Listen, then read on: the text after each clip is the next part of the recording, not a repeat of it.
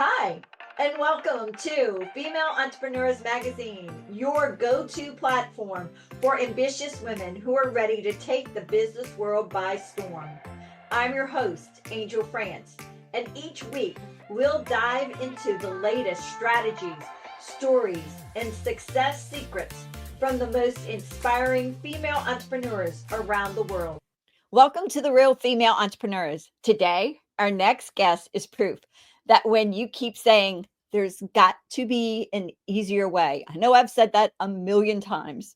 Sometimes the universe just taps you on the shoulder and says, create it. She is the founder of Work Simple, where she transforms messy workflows into magic. Thank you, Jesus. Because, oh my God, magic is the key here. Because solo entrepreneurs, creatives, and small teams, you probably rather sparkle in your zone of genius than drown in spreadsheets. I know I do.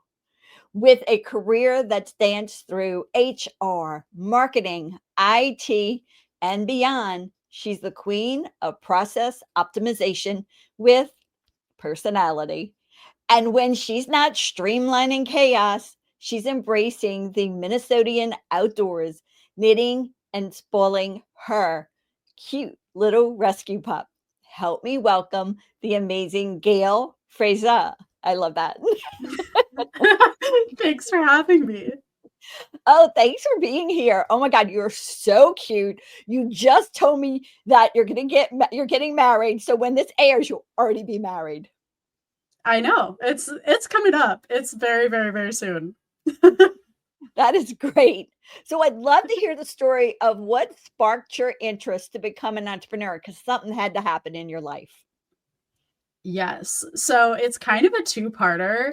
I like to start the story when I was in second grade. One of my earliest memories is crying over an assignment that asked, "What do you want to be when you grow up?" Which was very non-serious. But I took it very personal.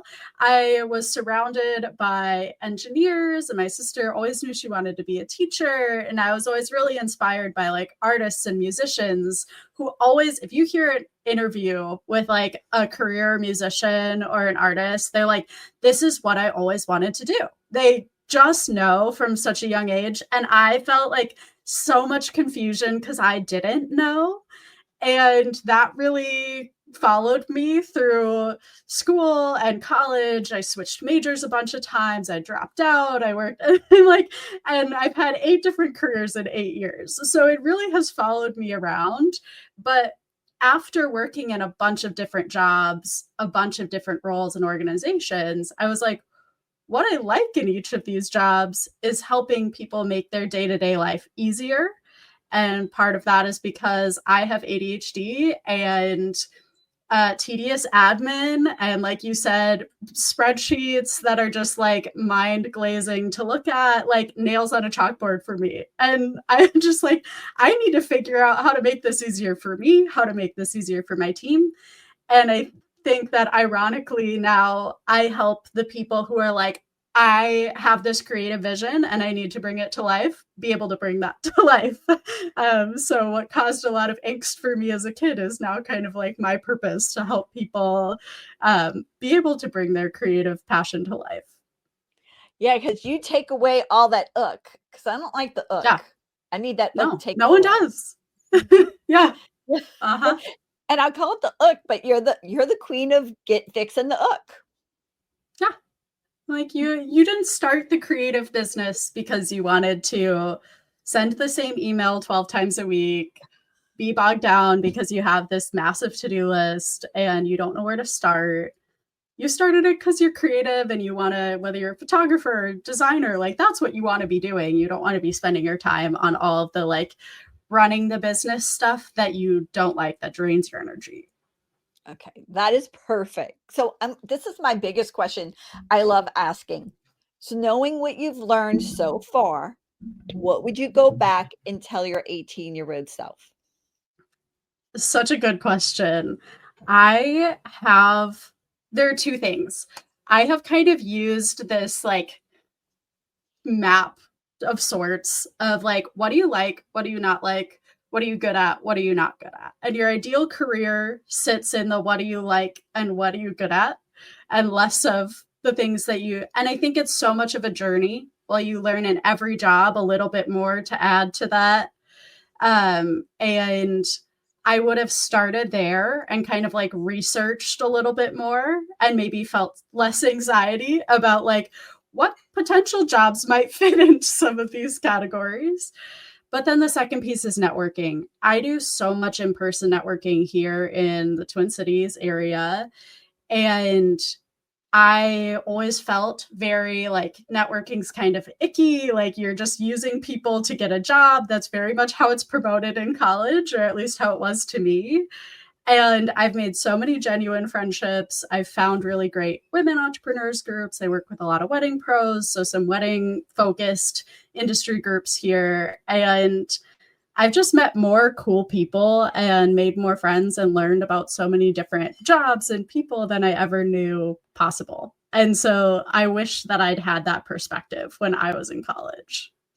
I really love when the younger generation, I'm going to put you in that, are you in your 20s, Yeah. 30, late 20s? 27. Okay, great. I love when you guys say networking and that relationship building because, like you said, it's being taught as icky in Mm-hmm. colleges and beyond. And I love when you come out into the real world and you go, oh my God, this really works. I get to actually communicate with people, actually Mm-hmm. build that relationship. And that is just amazing because you guys get to see what it's all about, especially as Mm-hmm. entrepreneurs. And not sit Yeah. behind a And computer only, you know what I mean? And try to do it. yes. And there's like, I mean, we have such an opportunity for virtual networking, and I've met great business owners through opportunities like this or through the internet, through Instagram. I've met people from Threads. I've like made good connections that way. But for me, it's like, I want to have a call. Like, I want to, if we're going to meet, I want to hop on a call at least where I can see you and get to understand how you work and how you talk. And in person, it's just been really rewarding to meet. Just entrepreneurs are so cool. And like, I love hearing about their passions and what they're excited about, what they're doing in their business. And it's just like such a good energy to be around. And so it's been like way more fun than I ever thought when I was like, okay, I have to go do some in person networking to grow my business. Oh my God, that is such a key takeaway. I wish everybody would understand that networking aspect and how it takes your business from here, even if it's virtually, I get it, Mm-hmm. to here. What a difference. Yeah. And most of 90% of my clients come through word of mouth or in person networking. 100%. Oh my God, I love that. All right. Game changers that have transformed your business. Obviously, we already know networking is one of them. Is there another one that has transformed your business to have growth that you didn't think would happen? That's so great. I think, yes, networking, huge key focus for me. Just aligning myself with the right people. And when I say the right people, like finding my niche has been really important as a systems expert. It's like I could help anyone. And business systems are business systems to a degree, and every industry is a little bit different, and there are some nuances. And so when I started out, it was really broad. I was like, oh, I can help anyone. And my first few clients were friends of mine who are creatives and business owners. And I was like, well, I love working with creative people, and I get how their mind works, and they've felt left behind by really techie systems people, like the tech bros of the world. And I'm like, well, I'm not like that. I'm like, I can show up and meet you where your energy's at. And I understand that things need to be pretty and look nice and feel like you. And so I'm able to kind of meet them where they're at. And that helped shape, well, I want to work with women entrepreneurs, and I want to work with people who are creative and people who are really passionate about what they're doing. And service providers is where my kind of knowledge base was. And so I kind of sat back and was like, okay, where are my creative women solopreneur service providers? And as I'm planning my wedding, I was like, well, the wedding industry is chock full of women solopreneurs who are in a creative service industry. And so I just kind of threw a dart in that direction and started networking here in the Twin Cities. And I just have come to really love the people in that industry. It is a really referral based industry at its core. And so there is a lot of that networking component to it that really drives connection. And but it's just such a fun industry to have kind of stumbled upon. But it was really like niching down has helped me reach more clients organically through social media, because they're looking for someone who's an expert in their industry, not only in their tools. Yeah, 100%. And the bridal industry is really wide. People don't realize Mm-hmm. how wide that is. Yep. And so I have to ask, just on a fun note, and I don't think you are you a bridezilla in any fashion? I don't think so. I think that I'm pretty laid back. I'm pretty DIY. My favorite part about it is just getting to hang out with my friends who aren't always in town. So I think everyone's like, "What are you excited about?" And I'm like, "Hang out with my friends." So I think that that's just like been the core for me the whole time, and everything else is going to sort itself out. All right, back in the business. What's a myth about being an entrepreneur you wish they would kick to the curb and stop believing? That's a great question. I think at least my perception when I was in college and meeting CEOs at like collegiate networking events where you're meeting like the CEOs of like massive corporations and you don't really relate to them when you're, 18, 20, whatever in college. And you're like, they just seem like stuffy and they're wearing a suit. And I don't, I don't know what to say to them. I think one is as I meet more CEOs, they're just people and they're interesting and they've got a lot of perspectives and some of them are cool and some of them are not, just like any other person. And I also think that being an entrepreneur, you see a lot of people who own their own businesses who do not fall into that traditional like Mhm. image of what a CEO is. There are a lot of really, really cool people out there who run their own business, and they're just people who are passionate about something and made it happen and just like really go getters. And I love that about meeting other entrepreneurs. Yeah, in our magazine, that is what you see. You see the real people and you get to hear Mhm. their real stories because they're real, even though, Yeah, yeah, some of them are multi-billionaires, but they're real. I mean, yeah. They're and they're just people global. doing cool things. Yeah, that's all they are. Cool, cool things. All right. All right. We got the pup. We're getting ready to get married. But how do you juggle the beautiful chaos of your business and your personal life as well? Because I believe you're a little bit like me. Don't you have another position, business, career that you have as well? Yes, I do. I like to say I work a 9 to 5 on the side. And I juggle those. I work fully remote in my 9 to 5, and that allows me to have some time back in my day because I'm not commuting. So I work a lot of a lot of weird hours in my business, but so do the folks in the wedding industry. And so I'm able to, work on weekends or work in the evenings while I'm watching a show, and being able to kind of work on my own terms has been really helpful.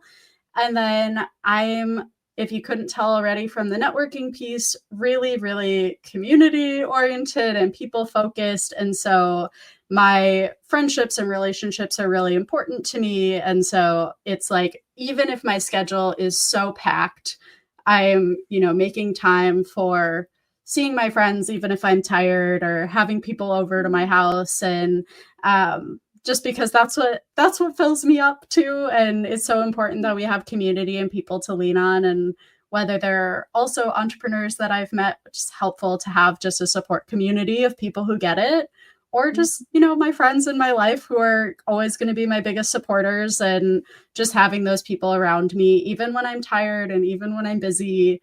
It just helps me ground in why I'm doing what I'm doing. It sounds like it revives you. Yeah, totally. Yep. And that's why that networking piece is so good for you, is because that is a reviving moment for you. Mm-hmm. Totally. Cool. All right. We have an entrepreneur wannabe. She's standing on the edge going, I want to do this, but something's holding her back. And she's like afraid of the systems and the spreadsheet and all of that. What would you tell her to do? I would say the first few things that I would do is go meet other entrepreneurs, either online or in your community. I'm very fortunate. I live in a city, so it's very easy for me to get out and find networking groups, and there's a lot of things to do and a lot of people to meet. If you don't live, in a place that's like a hub for local networking, there's so many people online, and just say like, "Hey, I'm curious about what you do." The first introduction to what I do as a job was a connection of a friend of mine who's a business owner. And she said, I do operations for small businesses. And I was like, I didn't even know that that was a career option. I didn't know that that was a possibility. And she planted the seed for me to be able to ask her questions. And when I started my business, ask her all the like technical and legal questions and all of the kind of specifics. And she was able to be kind of a mentor to me. And so you find those people by finding people who do something similar that you're inspired by.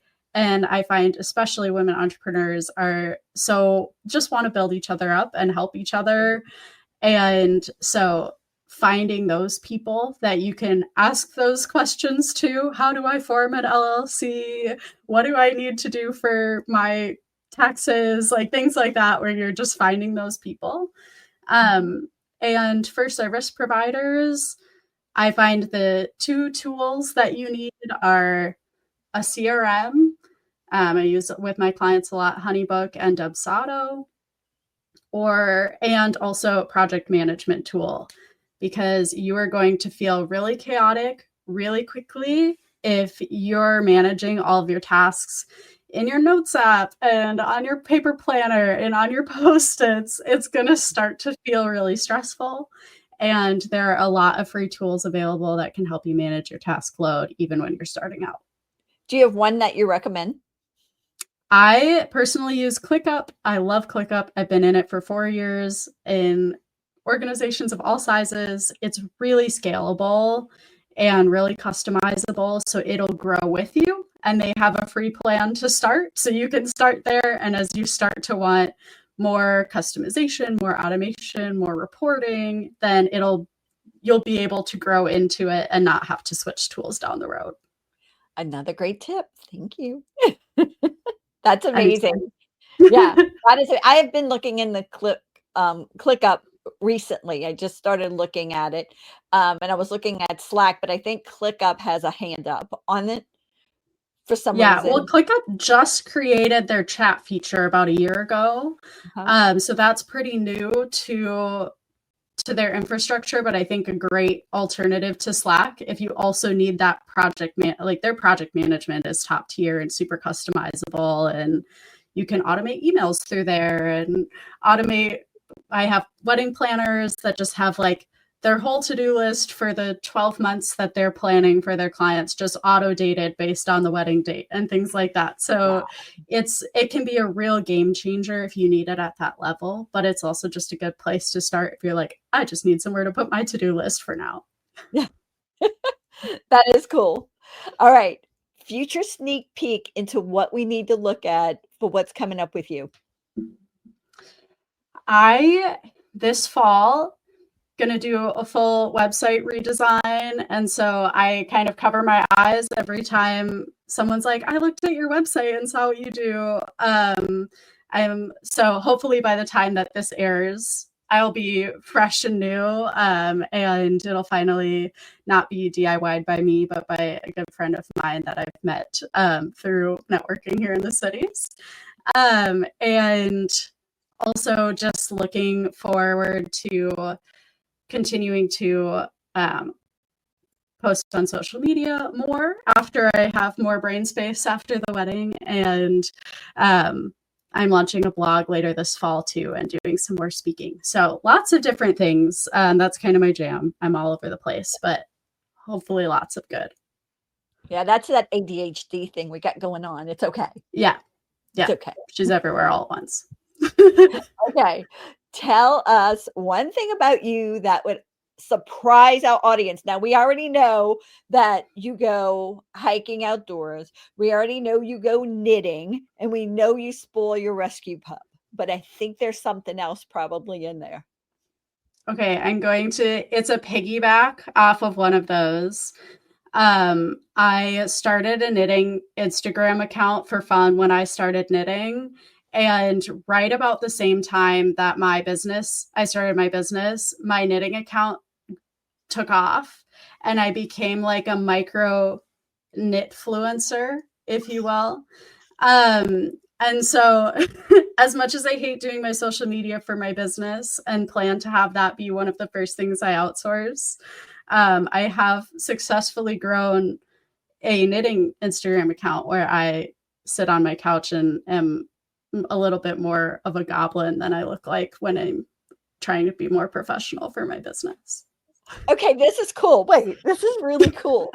So, first off, I've looked at knitting before and I'm like going, okay, I would probably fall asleep doing it. But I heard also that it's very like calming and you can Yeah. it's mindless, so it gets us Mhm. out of our brain.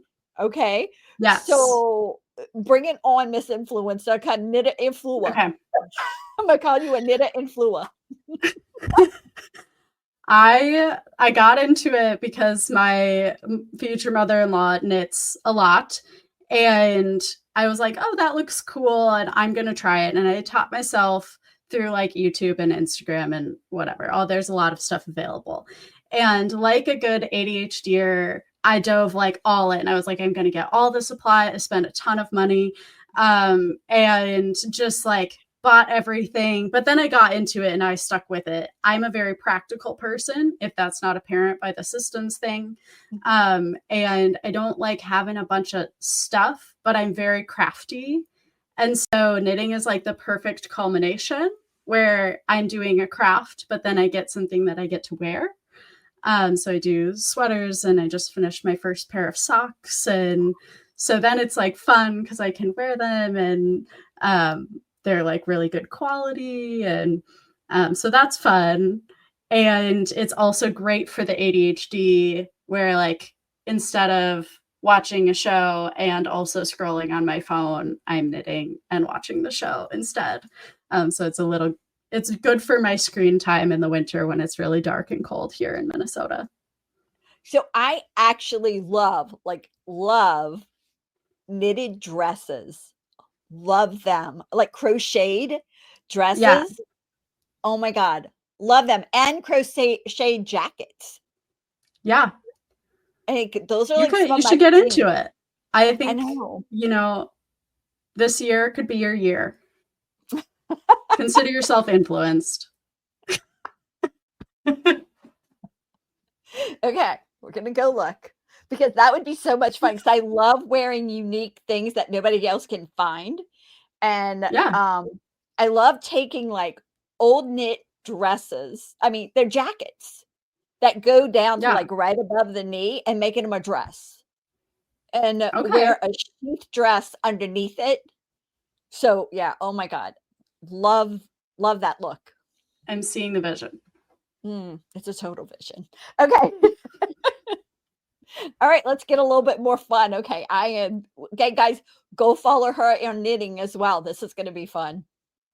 What is your handle for knitting as well? Okay. It's Or at gail.at.home. oh, okay. So So you're okay. That's cute though, because it's a home thing. I get it. I'm a homebody at heart and it's good for me. I don't post on there that often anymore, but when I do finish a project, it gets a little appearance. Okay, you need to just start going. and not pay attention to the camera. I think that'd be good. Pop up the camera and just let it go. No. We'll focus on business a little bit. I know. It's just fun though. All right. Pump up the songs. Come on. I know we got some groove jam songs that you love. So tell us about them. I have turned super basic in my music taste. I was such a like not alternative, but trying to be a hipster when I was a kid. And now I'm just like love Sabrina Carpenter, love Charlie XCX, like Doechii, who's a hip hop artist right now. Those are like my pump up. I'm in my local coffee shop with my earbuds in, just like blasting Charlie XCX. And that's what I go to. It hypes me up for just cranking out some work. So I don't know who he is. So is he a or she? I don't know who they Yeah. Yeah, is she? Okay. What is the song? Can you give me a song that you love from them? Like there's like club classics, so good. 360, 365. She's like an EDM artist, party girl is her vibe, which is not my vibe at all. I sit at home and knit. But it really gets me hyped. Okay, I cannot wait to play this because we put a whole song list together for everybody to like download. So I can't wait. Yeah. And I jam to your songs every single month that you're on because I'm like, okay, I what's love my it. favorite ones this month? Yes. All right. Well, you're gonna not be able to put together those puzzle pieces. You're not gonna associate it with me, but just know that's what I'm listening to. Hey, I get it. My neighbor told my husband one day, "I'm so sorry my girlfriend came around the corner with loud music." And he goes, what time was it? And he's like, "Oh," he goes, "it was this day at about this time." And he's like, "Oh, that was Angel." He goes, "What? That was Angel?" He's like, "Yeah. Mhm, yeah." I had the We Pussycat Dolls contain on. multitudes. Yeah, I had Pussycat Dolls, I had Snoop, I had, just like, Yeah. yeah, all of them. And I mean, I'm a Zumba freak, so I had all the Zumba high beat songs. Yes. Yeah, you get it. Yeah, I get it. The people would probably look at me and say, "Oh, she was a dancer. She's probably mellow." All right, No. books. What are some of your favorite books? Okay. Business wise, I really like building a story brand because it's been very helpful for marketing and just thinking about how I do my business marketing. But personal wise, I think at the beginning I talked about being really inspired by musicians and artists.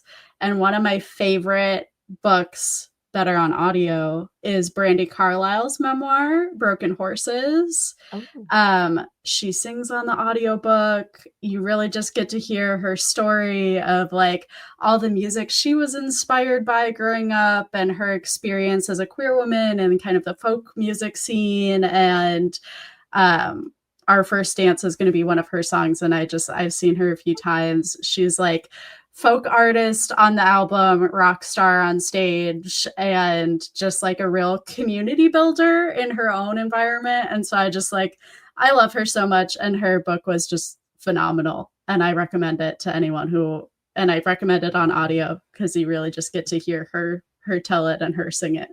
Okay, I cannot wait for the audiobook. Okay, can't hear. I mean, that's going to be so much fun. Again, we're talking music too. So hello. Yes, big music person. All right, what about quotes?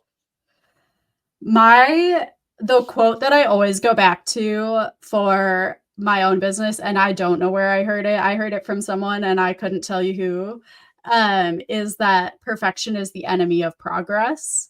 And I think that's so important as an entrepreneur, especially like for my clients, for myself. There are a million things that you should do or that you could do if you had time or that you need to get done in the future. And there can be kind of this paralysis if you're like, well, I can't start because I can't I can't make it perfect. I don't have the time. And really just like doing something little, making a little tweak, whether that's in your systems or just like what you're doing in your business, is always going to be better than just like being fully paralyzed by the fact that you maybe it's not absolutely perfect. That is key because, oh my God, if I would have waited for every magazine to be perfect, they wouldn't go out to print. I can tell you that now. No, you wouldn't have a magazine. They And I would. think a lot of my clients come to me and they're like, don't look at my systems. They're so chaotic and disorganized. And they're embarrassed to tell me that, like, oh, what's your project management strategy right now? Well, I have some things in my planner and post-its in my notes app, and I leave voice notes for myself. And I'm just like, that's great. Like, we'll start there. Let's like tweak a little piece of it. And it's okay if we're working towards quote unquote perfection. But needing that perfection is the enemy of like making some things better incrementally that are going to significantly improve your life. Yeah. Yeah, so like, and I'll be blunt honest with you so everybody can understand that we all go through this.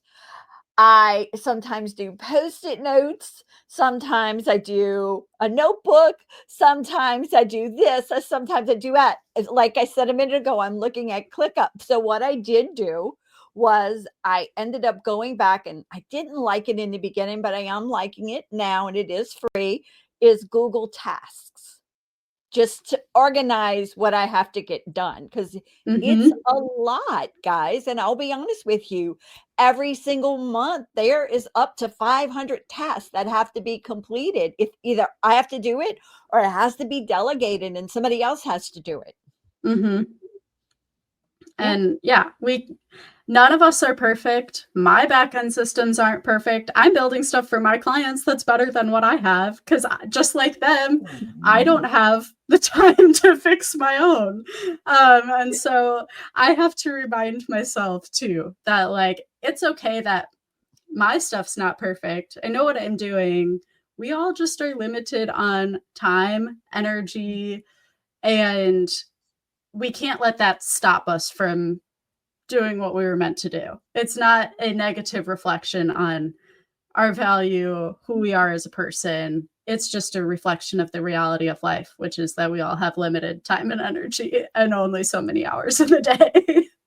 And if you're dealing with wedding professionals, guys, you think I say I have close to 500, you better just double and triple that because they're dealing with so many clients, so many brides, so many mothers of the bride, so many grooms, plus all the vendors that they deal with. Oh my word.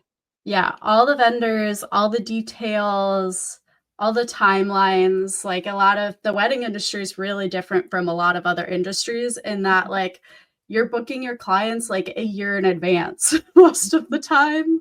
And so you're like everyone's on different timelines when they come to you um and so yeah, they just have a lot of different details to be managing and they're all doing it the best that they can right now. Mhm. Until they find Gail, Until and they find then me. everything And happens then they can do perfectly. it even better than they were before. That's it. All right. What about a superpower? 24 hours, one day. What would it be? I think my superpower would be having exercised without having gotten up. Like feeling, like I said, I'm a homebody. I'm juggling a few different jobs. I would love to be able to feel the benefits of having moved my body without having to get up and do it. Um, and that's on being kind of lazy, couch potato, but now doing a lot of things with being seated most of the time. But it's good for me to get out and go for a walk and move my body. Yeah, so I totally get that. Like, I'm like, I'm gonna go in the evening to go do this. And it's like I get so roped up into a project Yes. or doing something. I'm like, okay. And then I look and I'm like, oh, it's dark. I'm like, oh, I'm not Yeah, going and now. I very much get that, especially with like the ADHD, get distracted. It's like hard to start, or I'm like so focused on a project that I lose all track of time. And I'm like, oh yeah, I have to like eat and exercise and all the good stuff that, you should do to take care of yourself.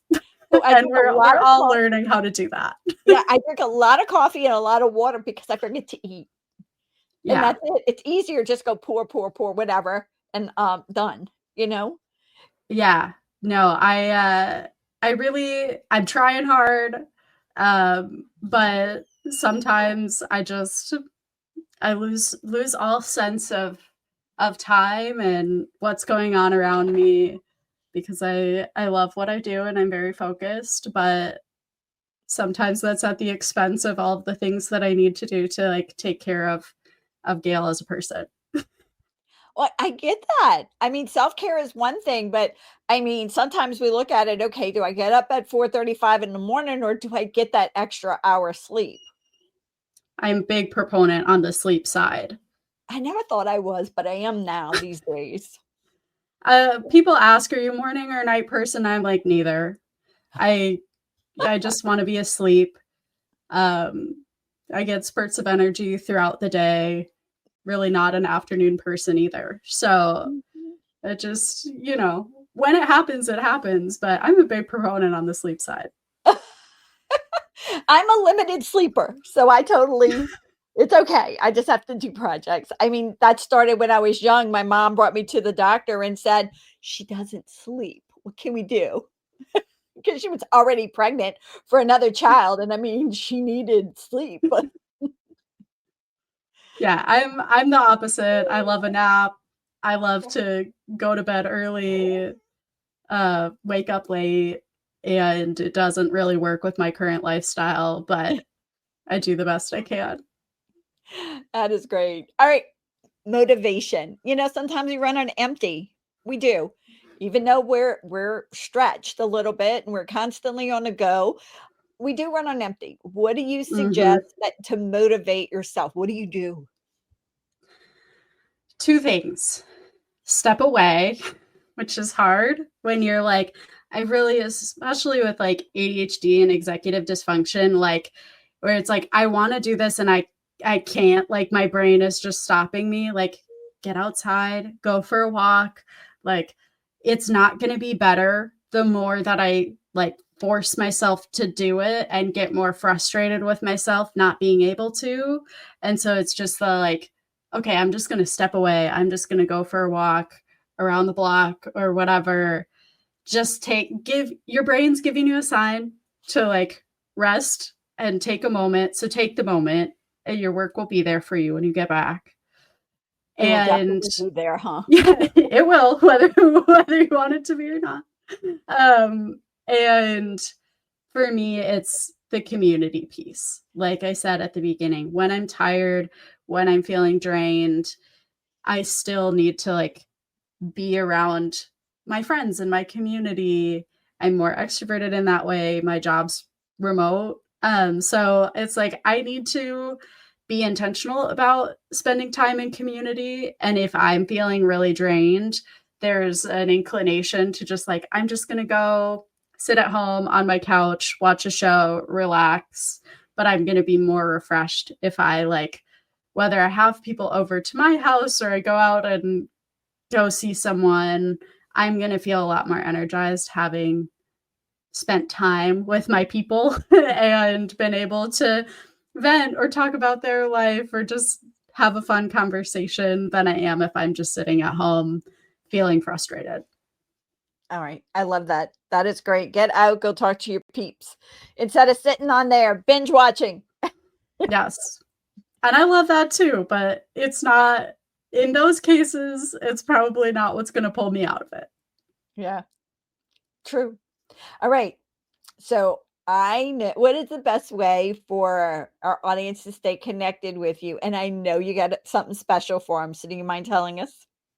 Yes. So, best way to connect with me is on social media through Instagram and threads at worksimple.io, which is also my website.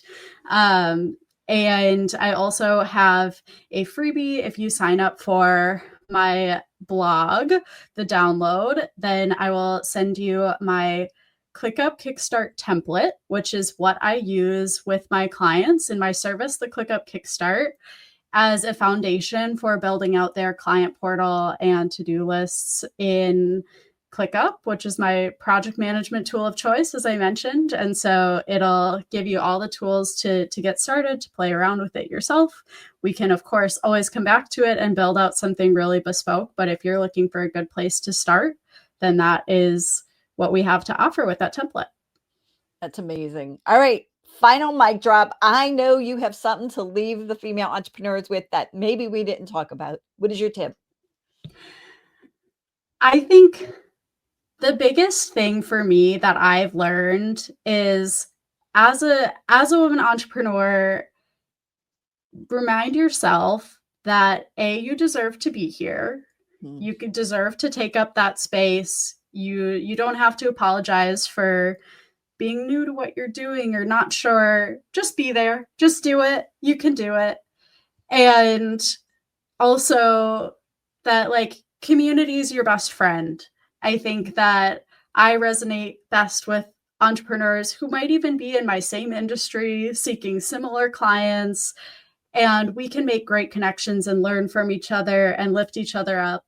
And that you can have the competition mindset if you want to, or you can really build those relationships and really grow together. And that's always going to be way more rewarding and help your business grow even more.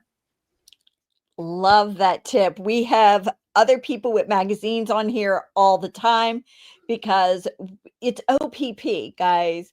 You don't know where your next person's coming. It's probably from other people's people because maybe that friend who does the same thing as you, they don't jive with who they're with right now, but they can say, oh, I have the perfect person for you. And you're the person that's going to jive with them.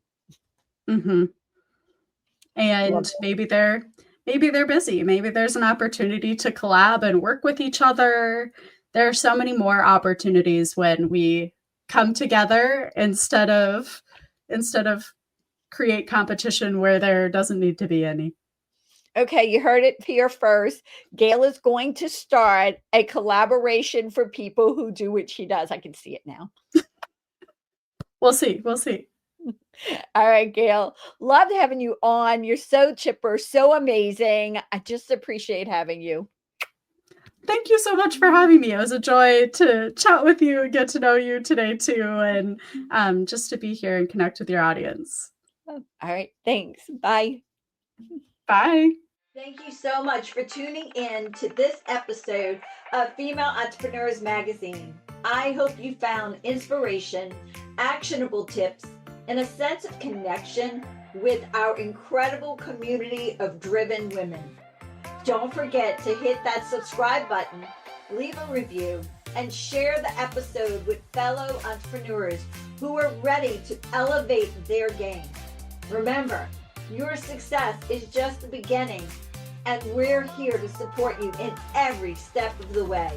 Until next time, keep shining, keep thriving, and remember, you have the power to create the business and life of your dreams.